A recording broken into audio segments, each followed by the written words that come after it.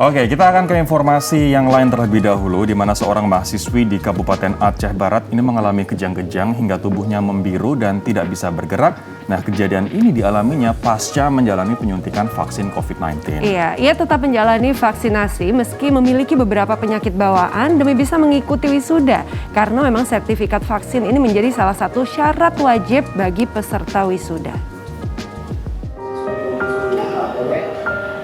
Inliners, beginilah nasib Amelia Wulandari, seorang mahasiswi Fakultas Hukum Unsyah Kota Banda Aceh. Kini ia hanya bisa terbaring lemas di RSUD Cut Nyadin Meulabo. Amelia harus dirawat karena kejang-kejang hingga tubuhnya membiru dan tangan kakinya tak bisa bergerak pasca menjalani vaksinasi COVID-19 27 Juli lalu. Sebelum divaksinasi, Amelia dan keluarga telah menyampaikan kepada tim medis kalau dirinya menderita sejumlah penyakit bawaan seperti lambung akut, tipes, dan sinusitis. Namun tim vaksinator tetap menyuntiknya sebagai pemenuhan syarat administrasi kampus yang mewajibkan sertifikat vaksin untuk bisa mengikuti wisuda.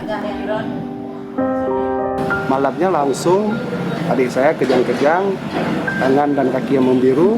Ini penyakit yang ada dia itu ada lambung akut, sinusitis, dan tipes. Itu padahal sudah jelas dari keluarga sudah menjelaskan kepada dokter bahwa dia sudah mengidap penyakit itu tidak bisa divaksin. Tapi dokter itu ngotot harus divaksin. Dan kami menduga setelah divaksin adik kami jatuh sakit. Namun hal berbeda dinyatakan petugas vaksinasi yang menjalankan screening pada Amelia. Dari hasil saya periksa hari itu, yang bersangkutan tidak ada keluhan apapun untuk tidak divaksin. Sehingga kita persilakan dia untuk masuk ke ruang vaksin setelah kita pastikan yang bersangkutan siap. Lalu apa penyakit yang sebenarnya diderita Amelia?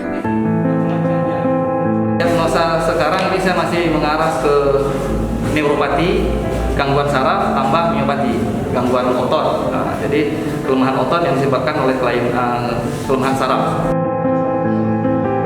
Kini kondisi Amelia sudah semakin membaik, namun masih menjalani perawatan di ruang saraf rumah sakit sembari menunggu diagnosa pasti dari kondisi kesehatannya pasca vaksin.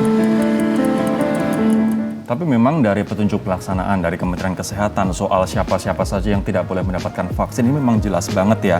Dijelaskan bahwa memang kalau misalnya ketika kita mau vaksin, hasil yang lebih besar untuk tekanan darah jika dibandingkan dengan 140-90 ini nggak boleh, harus ditunda dulu gitu. Kemudian kalau misalnya si penderita atau si pasien yang akan menerima suntikan vaksinasi ini punya suhu tubuh yang lebih tinggi jika dibandingkan 37 derajat Celcius, vaksinasi juga harus ditunda.